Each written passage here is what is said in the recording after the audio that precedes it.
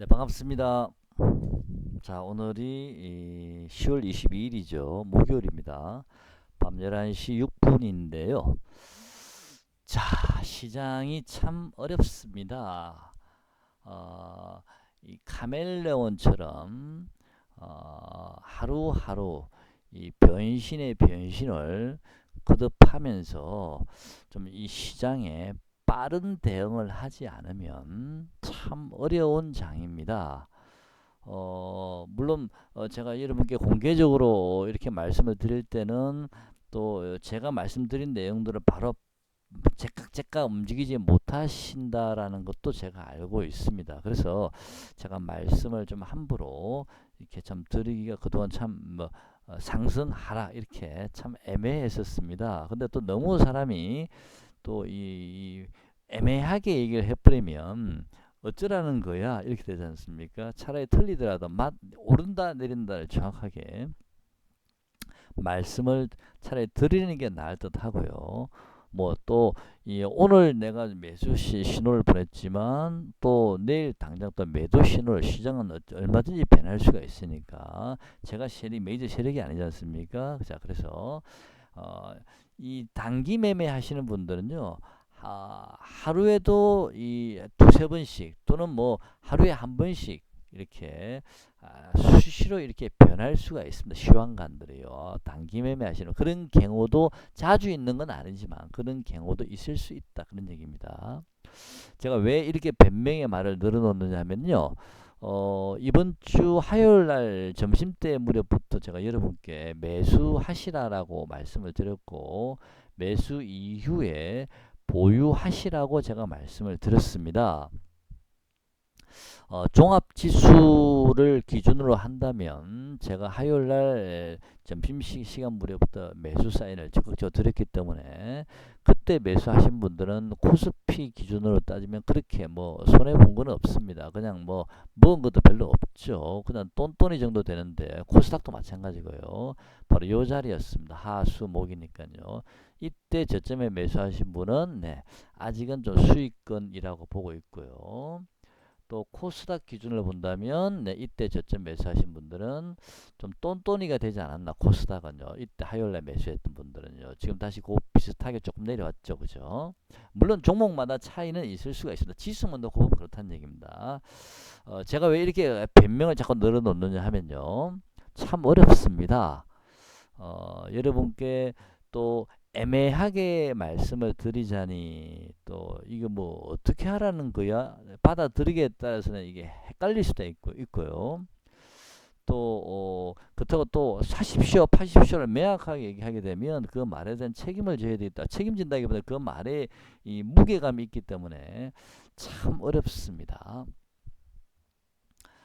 가능하면 여러분께 좀 색깔을 분명히 좀 해드리는 게 좋겠다 싶어서 나름대로는 조금 위험을 안고서라도 좀 55%대 45%면 55%에다가 그냥 가감하게 제가 단정적으로 좀 말씀을 드리려고 노력은 하는데 제가 갑자기 하루 만에 시황관이 바뀐다든지 갑자기 하루 만에 제가 반대 의견을 드리더라도 여러분께서 그거는 좀 이해를 해 주셨으면 좋겠습니다. 시장을 내가 장기로 매매한다라면 뭐 이런 말이 아무 의미가 없지만 시장을 단기적으로 매매하는 경우에는 하루에도 두 번씩 세 번씩 시황이 바뀔 수가 있고요. 또는 하루마다 시장이 바뀔 수가 있습니다. 물론 그런 경우가 많은 경우는 없습니다. 많지는 않습니다만은 그래도 그런 경우가 가끔 있을 수 있기 때문에 그래서 제가 오늘 아침에 미국 시장이 저는 어젯밤에는 좀 상승을 할 줄 알았습니다. 미국 시장이 상승할 타이밍이 왔다라고 봤고 뭐 오늘은 지금 현재 아까 잠깐 보니까 조금 오르고 있던데 어제 좀 상승을 저는 다우가 한 2, 300포인트, 나스닥이 한 100포인트 정도 상승할 줄 알았습니다. 그러면 코스피나 코스닥이 화요일, 수요일 연속으로 올라왔기 때문에 목요일 시장도 미국 시장 상승에 힘입어서 그 온기가 그대로 전달되면서 좀 돌아설 수도 있겠다라는 희망을 좀 가졌고요. 또 신풍제약 제가 좋아하는 신풍제약을 제가 매매하면 신풍제약은 아직 빠지진 않아. 오늘도 조금 올랐습니다만은 제가 갑자기 그 제 예상과 빗나가면서 분위기가 좀 안 좋아지겠다. 제가 마지노선으로 걸어놨던 그 분위기가 그대로 연결돼 줬어야 되는데 그 연결이 좀 끊어지는 바람에 어제 미국 시장이 오르지를 못해서 그래서 제가 여러분께 제가 비중을 아침에 좀 줄인다라고 말씀을 드렸습니다. 제 주식 비중을 좀 줄이고 그 다음에 한네트라는 디지털 화폐 관련주를 저는 저점 매수를 노려보겠다라고 말씀을 드렸습니다. 어제 영상 댓글에다가 아침 일찍 장전에 말씀드렸습니다. 자, 지금 현재 제가 이 시장을 보는 저의 시장관은요, 어제하고는 좀 다릅니다. 좀 이해를 해주시고요. 왜 다르다고 생각하냐면 코스피는 저는 크게 걱정하지 않습니다. 이미 코스피는 크게 저는 빠질 자리가 이미 없다라고 저는 보고 있거든요. 왜? 미국 시장이 급락하지 않으면 우리나라 코스피 시장은 빠지지 않습니다. 정상적으로 본다면 우리나라 시장이 코스피처럼 요 정도 하락, 요 정도 조정이면 충분하거든요. 그런데 문제는 대주주 양도세 때문에 코스닥 개별주가 지금 박살이 나고 있습니다. 미국 시장하고도 상관이 없이 코스피하고도 상관이 없이 그냥 개별주로 박살이 나고 있는 중이거든요. 근데 이거는 정부에서 뭔가 좀 완화되는 조건이 발표가 되지 않으면 조금 더 하락이 이어질 수 있겠다라는 생각을 개인적으로 하고는 있습니다. 작년에도 제가 여러분 이제 요 최근에 제가 며칠 전에 영상을 올려드릴 때도 계속 여러분께 올해는 크게 코스피나 지수가 상승할 일은 없을 것 같습니다라고 말씀을 제가 한번 몇 번 드린 적이 있습니다. 그 이유를 미국 대선에 대한 불확실성도 있고 또 막상 대선이 끝나고 나면 혹시라도 트럼프가 더 불복종하지 않을까라는 불안감도 있고 또 그것이 끝나고 나면 12월 달에 대주주 양도세 문제 때문에 또 올라가지 못할 수 있기 때문에 올해는 좀 추세적으로 올라가기는 좀 힘들지 않을까라고 제가 여러 번 몇 번 말씀을 드렸습니다. 근데 그 대주주 양도세가 저는 12월 달부터 이게 좀 불거져 가면서 시장을 코스닥 개별주를 박살낼 줄 알았는데 작년에도 그렇게 했거든요. 올해는 벌써 10월부터 벌써 지금 이게 이슈화가 되면서 시장이 조정을 받고 있습니다. 근데 작년에는 10억 정도면 사실 주식을 10억 정도 가지고 이상 투자하시는 분들 그렇게 많지는 않거든요. 근데 올해는 이게 3억으로 낮아지면서 이 3억에 걸려드는 개인 투자자들이 상당히 많을 거라고 보고 있거든요. 그러다 보니까 이게 좀 시장이 작년보다도 오히려 더 조금 좀 부담을 줄 수도 있지 않나. 자, 그런 생각도 좀 들긴 하는데요. 어쨌든 지금은 코스닥하고는 코스피 지수하고는 별개로 코스닥은 좀 조금 더 당분간은 조금 더 하락할 수도 있겠다라는 좀 생각이 듭니다. 물론 뭐 제가 하락의 지점을 나름대로 또 종목을 보고 말씀을 드려야 되겠지만 뭐 다 맞는 건 아닙니다. 그건 참고로만 보시고요. 작년에도 보면 제가 정확하게 날짜를 기억을 하고 있는데 12월 24일까지 지금 요 최근처럼 이런 식으로 시장을 굉장히 짜증나게 하면서 주가가 흘러내렸습니다. 오를 땐 찔끔 오르고 내릴 땐 푹푹 빠져버리고 특히 개별주들요. 작년에도 그랬거든요. 제가 여러 번 말씀드렸습니다. 그런데 이게 하락할 때는 정말 짜증나고 미치고 이게 뭐 이런 경우에도 끝없이 하락하지 않나 싶지만 어느 순간 반전이 들어오게 되면 언제 그랬냐는 뜻이 주가는 바로 급반등이 들어옵니다. 작년에도 12월 24일까지는 그렇게 하락을 심하게 했었습니다. 작년 12월 11일부터 24일까지 그 10며칠간 집중적으로 하락이 들어왔고 물론 그전에도 조금 흘러내리긴 했습니다만은 26일날 급반등이 되면서 주가가 바로 급등들이 나왔거든요.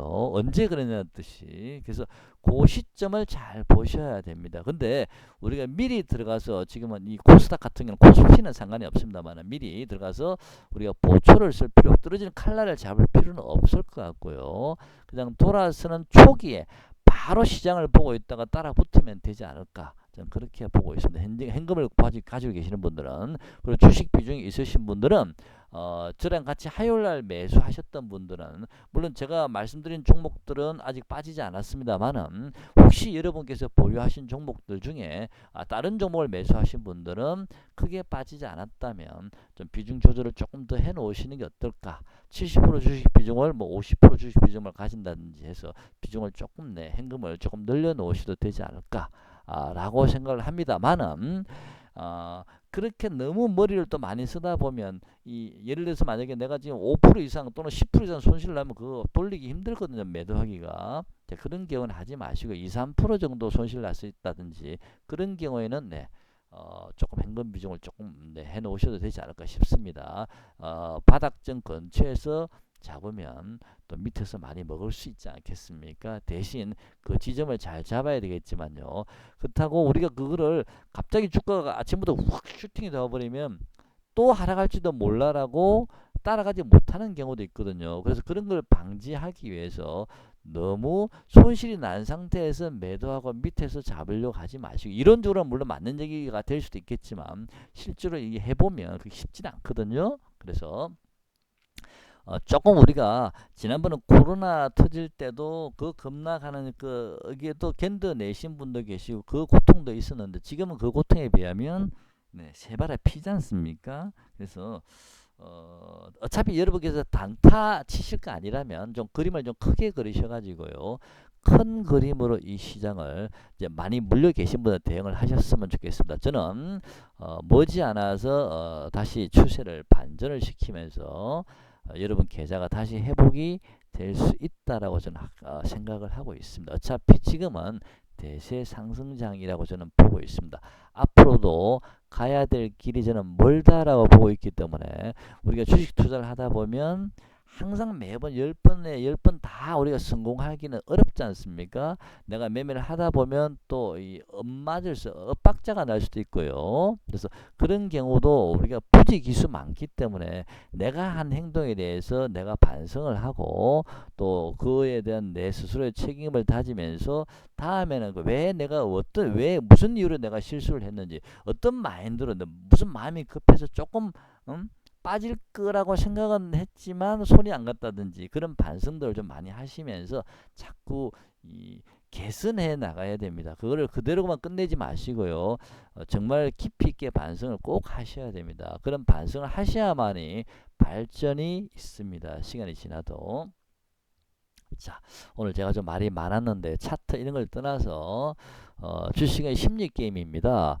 제가 이 댓글을 남기시는 분들 보면 그 느낌이 뉘앙스가 있거든요. 제가 여러분께 밀물이 왔으니까 이제 조만간에 썰물이 들어올 수 있습니다. 준비하십시오라고 미리 댓글을 드렸지만 또 그럼에도 불구하고 매도는 못 하신 분들도 계실 수 있고요. 또 그 전에 제가 여러분께 이번에 미리 잡지 마시고 10월 말쯤에 그때 우리가 또 진입을 어느 정도 좀 확신이 들고 어느 정도 좀 윤곽이 드러나면 10월 말쯤에 10월 한 25일이든 그때 한번 진입해 보시죠라고 제가 여러분께 말씀을 드린 적도 있죠. 그때를 또 기다리시는 분도 계시고 있고요. 그분들은 이제 여전히 현금을 쥐고 계시겠지만 어쨌든 내가 주식으로 해서 100분 맞을 수는 없지만 혹시 내가 좀 잘못 매매가 되더라도 너무 실망하실 필요는 없고요. 다음에는 이런 가오를 겪지 않는다라고 할 수는 없지만 이제는 줄여야 됩니다. 5번 할 거 2번, 3번을 줄여야 됩니다. 그런 과오를 그런 것만 잘 좀 단련하시기 바랍니다. 트레이닝을 좀 많이 하셔야 되고요. 실망하실 필요는 없습니다. 내가 팔지 않으면 손실이 확정되는 거 아닙니다. 꼭 그는 기억하시고요. 자, 그러면 제가 말이 좀 길어졌는데요. 지금은 제가 주가 예측을 할 수가 없습니다. 미국 시장하고 상관없이 움직여버리면 특히 코스닥은 주가 예측을 제가 할 수가 없거든요. 미국 시장은 어제도 제가 차트를 보여드렸습니다만은 크게 빠질 자리는 저는 없다라고 보여집니다. 제 생각에는요. 여기서 만약 추세가 무너져 버리면 골치 아프겠지만 지금 현재는 그래 보여요. 일봉상 보시면 올라오는 21선이 지지가 되어 있거든요. 이 자리 정도까지는 28,000포인트 미국 다우존스 기준으로 28,210인데 28,000 정도는 저는 지지할 수 있다라고 보고 있거든요. 28,000 이하로는 빠지지 않을 거라고 저는 가능성을 높게 그렇게 보고 있고 또 28,000까지는 눌러질 수도 있는 자리가 맞습니다. 그러면 자 여기서 보시죠. 1파 상승 아이고 뭐 잘못 나왔다. 잠깐만요. 네. 자, 1파 상승 들어왔죠. 조정받고 그 다음에 3파 상승 지금 조정받고 있는 과정이거든요. 이 조정받는 게 1파 상승의 상단부까지 지금 내려오고 있는 중입니다. 28,000은 좀 어느 정도 지지가 되지 않을까라고 저는 보고 있습니다. 미국 시장은요. 자, 그러면 미국 시장은 별로 빠지지 않고 그냥 뭐 약보합 정도, 뭐 강보합 정도 이렇게 하고 있는데 코스피는 잘 버티는데 코스닥이 이제 문제네요. 그죠? 자, 너무 겁먹지 마시고요. 이렇게 어둠이 오게 되면 언젠가는 새벽이 옵니다. 제가 보기에는 거의 3분의 2 이상 저는 왔다라고 개인적으로 보고 있습니다. 여전히요. 자, 지수를 보지 말고요. 지금 종목을 좀 볼까요? 네, 종목을 보시면 인버스가 이제 지수 반대로 가는 건데 인버스를 보시면 네, 기관들은 뭐 몰려다니는 애들이니까 큰 의미는 없고요. 외국인들 보면 한 50만 주 최근에 샀고, 예, 60만 주 최근에 외국인들이 조금 베팅을 해놨죠. 네, 약간 해놨는데 그렇게 강하게 베팅하지도 않았습니다. 강하게 베팅한 거 추세적으로 베팅한 건 아니기 때문에 저는 그렇게 오래 하락이 그렇게 오래 갈 것 같지는 않습니다. 이번 하락이 언제부터 시작이 됐나요? 지난주 화요일부터 시작이 됐죠. 그러면 보통 한 보름 정도 이게 양도세가 한 보름 정도 간다라고 본다면요.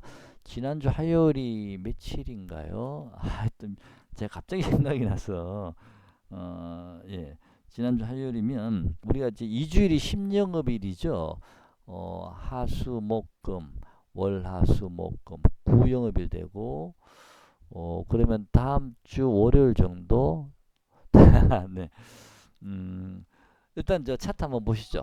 자, 제가 종목을 한번 보는데요. 이거 한번 보시죠. 몇 종목을 제가 우선 제가 여러분께 추천이라기보다 말씀 소개시켜 드린 종목들 먼저 한번 체크하고 잠깐 보겠습니다. 제가 주로 언급해 드렸던 종목이 두산중공업이죠. 첫 번째. 자, 두산중공업 오늘도 좀 올랐습니다. 그죠? 자, 이런 종목은 여전히 기관의 외국인이 강력하게 지금 들어오고 있습니다. 지금은 기관의 외국인 수급이 들어와 있는 종목을 보셔야 됩니다. 자, 두 번째 시젠. 자, 시젠도 제가 여러분께 자주 말씀드린 종목인데 한 1% 정도 네, 하락을 했습니다. 크게 하락한 것도 없고요. 뭐 기관 외국인 수급 그렇게 빠져나간 흔적도 별로 없고 그냥 그대로 있습니다. 자, 좀 더 기다려 보시면 자, 이 종목은 네, 결국에는 우리 기대치를 충족해 주지 않을까 저는 그렇게 보고 있는데요. 한번 보겠습니다. 잠깐만요. 이렇게 네. 26만 2천원 정도. 제가 지난번에 지난번 영상 댓글에 화요일날 영상 댓글에 보면 시젠 추세 저점 라인을 제가 말씀드렸죠. 그죠? 지금 제가 보기에는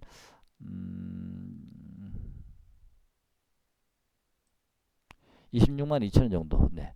그 정도 오면 추세 하단 라인이거든요. 시즌은 항상 추세 하단 라인을 잡고 올리더라고요. 이번에도 그러기를 기대하고 있고요. 또 파동상 보면은 하나, 둘, 셋, 넷 마지막 5파 하락이 조금 더 나와주면 요 추세 하단부에 걸리지 않을까. 26만 2천원. 물론 장중에는 그 밑으로 좀 더 뺄 수는 있습니다만 종가상으로 26만 2천원은 네, 깨지 않을 거다라고 보고 지금 마지막 5파 하락이 이제 좀 남아 있습니다. 물론 여기서 바로 돌려버리면 되지만 파동상으로는 마지막 5파가 좀 남아 있다. 자, 그렇게 보여. 꼭 5파가 만들어진 건 아닙니다. 여기도 보시면 3파에 끝나는 경우도 있거든요. 그래서 이번에 이거 돌릴 줄 알았는데 지금 돌리는데 실패를 했거든요. 그러면 다시 5파로 간다는 얘기입니다. 자, 26만 2천원 정도까지 하락할 수도 있으니까 그대로 홀딩하고 계십시오. 여전히 추세는 살아있는 종목이고요. 또 기관의 외국인 수급 그대로 있습니다. 아직 걱정 안 하셔도 되고요. 자, 시젠. 그 다음에 신풍제약. 자, 오늘도 이 종목도 역시 제가 가장 강조하는 종목이 두산중공업하고 요즘은 신풍제약을 많이 말씀을 드리긴 했는데요. 신풍제약 오늘도 예, 조금 올랐습니다. 자, 수급 보면 뭐 크게 빠져나간 흔적도 없습니다. 시젠하고 비슷하죠, 분위기가. 자, 신풍제약은 제가 왜 14만원에서 13만원 박스권이라고 어제 미리 말씀을 좀 드렸죠. 당분간 이렇게 박스권을 볼 가능성이 높다라고 말씀을 드렸고 그 박스권 이후에 한번 14만원을 돌파한다. 만에 하나 제가 오늘 아침에 댓글을 말씀드렸는데 만에 하나 13만원을 만약에 신풍제약이 이탈한다면 그러면 시장이 크게 하락하는 거거든요. 시장이 크게 조정받는 겁니다. 그렇게 되면 신풍제약은 11만원까지도 내려올 수 있기 때문에 신풍제약이 13만원을 깨게 되면 그때는 여러분 긴장하셔야 됩니다. 자, 그래서 현금 비중을 항상 유지하고 있어요. 특히 신용으로 주식 사시면 안 됩니다. 지금같이 변동성이 심한 장이고 하락장일 때는 신용 샀다가는요 견디지를 못합니다. 현금을 주고 사신 분들은 내가 10% 물리든 15% 물리든 뭐 속은 쓰리지만 그 가정은 안 팔면 되거든요. 안 팔면 피 같은 내 돈을 안 잃게 되는데 신용은 어쩔 수 없이 반대 매매에 들어옵니다. 그래서 신용 쓰지 마시라는 겁니다. 지금은 신용 쓸 때 아닙니다. 자, 신풍제약은 1파 상승 이후에 2파 조정받고 지금 3파 상승까지 나왔습니다. 자, 신풍제약은 제가 보기에는 조금 눌려질 수도 있고요. 그런 다음에 일봉상으로 한 번 더 5파를 갈 수도 있습니다. 근데 분봉 한번 보겠습니다. 분봉을 보면 자, 볼게요. 60분봉 볼까요? 자, 60분봉 보겠습니다. 하나, 둘, 자, 셋. 자, 여기에 3개죠. 그죠? 3개 맞나요? 네. 3개. 그 다음에 4개, 5. 자, 분봉상으로는 60분봉상은 좀 애매하네요. 120분 한번 보겠습니다. 하나, 둘, 셋. 자, 신풍제약은 제가 보기에는요. 하나, 완전히 잠깐만요. 이게 분봉마다 조금씩 다릅니다. 둘, 셋. 네. 자, 신풍제약은요. 크게 올라갈 자리는 없습니다. 13만에서 14만원 당분간 요 박스권인데 요 박스권을 13만원을 깨지 않는다면 이 박스권을 이루다가 바로 14만원을 돌파하겠지만 이 13만원을 깨버리고 나면 이 종목은 11만원까지 빠질 수도 있습니다. 급락할 수도 있습니다. 뒤늦게. 그래서 자, 이 종목은 당분간 박스권 매매 짧게 매매는 가능하다. 그런 생각도 좀 듭니다. 그렇지만 14만을 돌파할지 13만을 깰지는 지금으로서는 제가 여러분께 감히 말씀드릴 수는 없고요. 다만 파동상으로는 일봉상 파동으로는 하나 둘 셋 한번 좀 눌러주고 그 다음에 한 번 더 오파가 들어올 수도 있다. 일봉상으로는 자 그런 생각도 좀 한번 해봅니다만은 너무 높게는 보지 마십시오. 당분간은 시장이 좀 불안불안하니까요. 자, 신풍제약 여전히 잘 버티고 있고요. 그 다음에 LNF 제가 새롭게 여러분께 말씀 어제 드리긴 했는데 이 종목도 여전히 오늘 음봉은 맞았습니다만은 여전히 종가상으로는 네, 아직 하락하지 않고 플러스 조금 나 있죠. 그죠? 조금. 그래서 제가 지금 여러분께 이월드 한번 보겠습니다. 이월드는 어제 제가 이 종목은 바로 급등하기는 어렵습니다. 이 자리 자체가 그렇게 말씀드렸죠. 따라갈 필요는 없다. 당장은 급등할 자리는 아니다 말씀드렸죠. 네, 이월드는 오늘 그래도 1.69% 빠졌네요. 외국인들이 39,000주 다 안 팔았습니다. 이 종목도 제가 보기에는 거의 빠져봤자 예, 뭐 그렇습니다. 3,000원 네, 모르겠습니다. 어쨌든 호텔 신라 여전히 잘 버티고 있습니다. 네, 여전히 네, 잘 버티고 있죠. 0.65 빠졌죠? 네, 빠진 것도 아닙니다. 이 정도는 그죠? 자, 일단 제가 여러분께 계속 말씀 언급을 드렸던 호텔 신라, 이월드, 네, 그 다음에 LNF, 그 다음에 신풍제약, CGN 두산 다 예, 잘 버티고 있습니다. 그죠? 네. 제가 이 말씀을 드린 건 기관 외국인 수급이 들어와 있기 때문에 여러분께 차트하고 연결해서 말씀을 드리는 거고요. 다행히 이 종목도 잘 버티네요. 코스닥이 이렇게 많이 빠지는데도 불구하고. 그 다음에 한네트라는 거 디지털 화폐 관련주를 어제 제가 좀 여러분께 좀 집중적으로 좀 말씀을 드려봤는데요. 제가 오늘 영상 댓글에다가 예, 저는 한네트를 오늘 저점 공략해 보겠습니다라고 댓글 어제 영상 댓글 남겼죠. 아침에 그죠? 자, 오늘 제가 여러분께 8,000원에 전량 매도했습니다. 6,600 평균 단가 6,620원이었나요? 네. 8,000원이 원래 1차 목표가였기 때문에 전량 매도했고요. 8,150원까지 갔다가 네, 다시 훅 빠져버렸습니다. 꼬리를 길게 달았죠. 자, 제가 한네트를 8,000원 목표가를 잡고 얘기했던 어제 제가 한네트는 조금 더 상승할 여력은 있습니다라는 말씀을 드렸죠.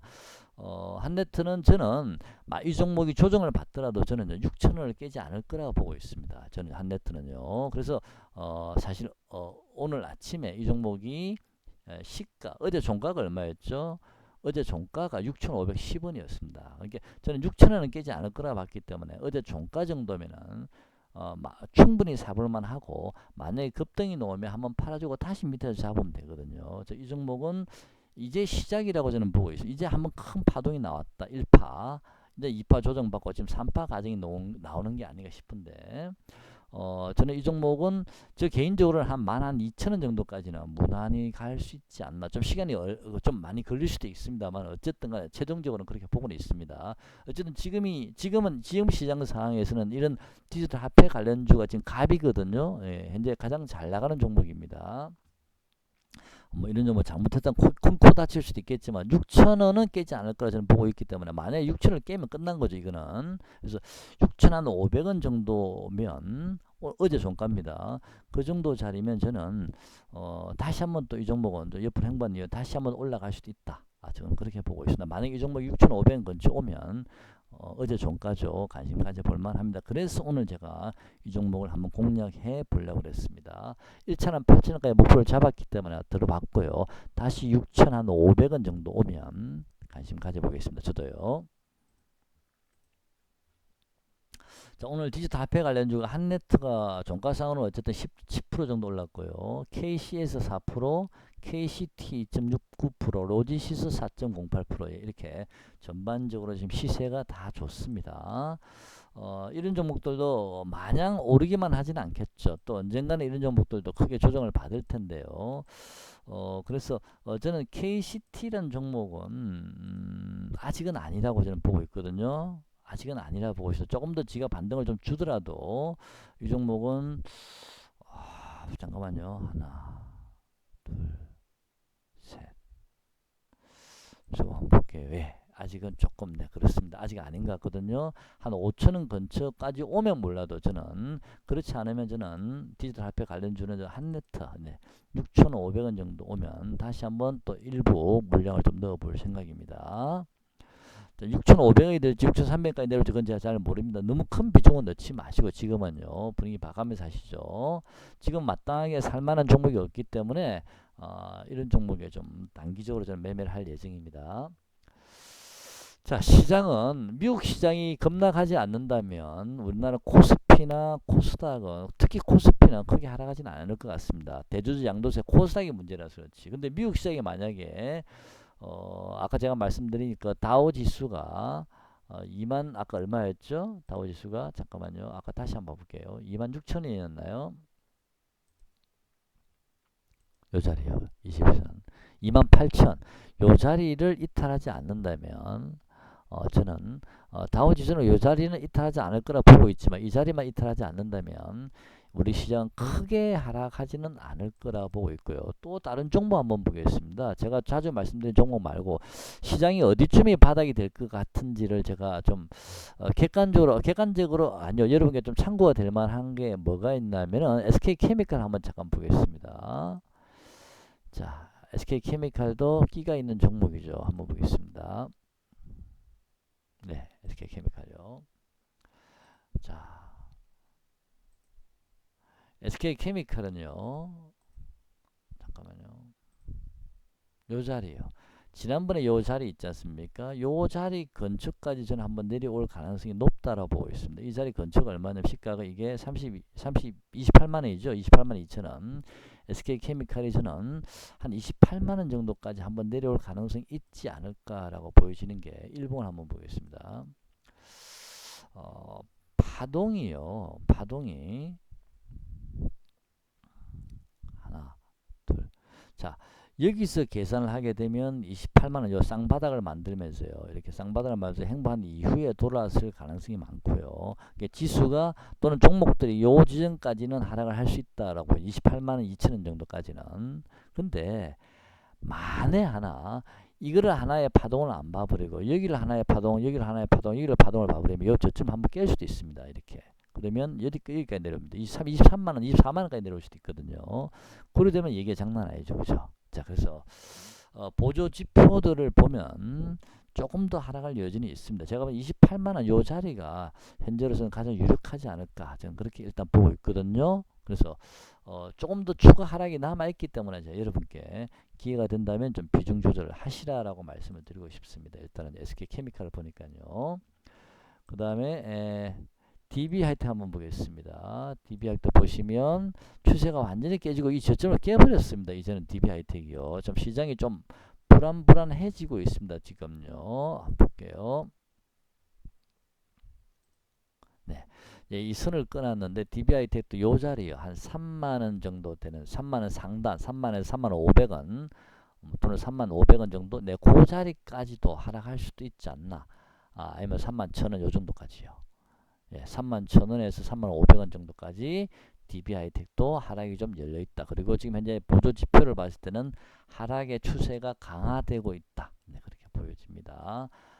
마지막 휘날레 하락 구간이 만들어지고 있지 않나라고 지금 보여지거든요. 제가 아까 말씀드렸습니다.